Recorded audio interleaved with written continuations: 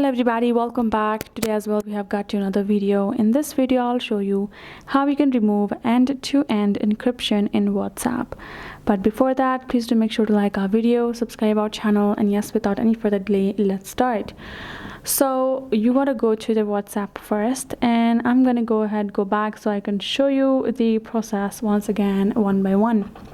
Now the first thing I would like to let you know is that you cannot actually fully disable a WhatsApp end-to-end encryption, because as it's a security measure added by the WhatsApp itself for the safety of your chats, right? But you can actually disable end-to-end for the backups. So for that you have to go to your settings at the bottom right corner. You will be over here, then choose this option of chats and then go to the chat backup.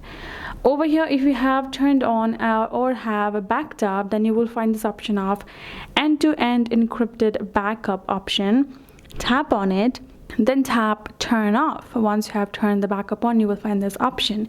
I have not turned on the backup, so I cannot access the option itself. If you have turned on the backup, tap on the turn off over there and you're good to go. Your backup of your end-to-end encryption for backup will be turned off and you're good to go. That is the only option available. Hope this video helped. Thank you so much for watching. I will see you guys in our next video.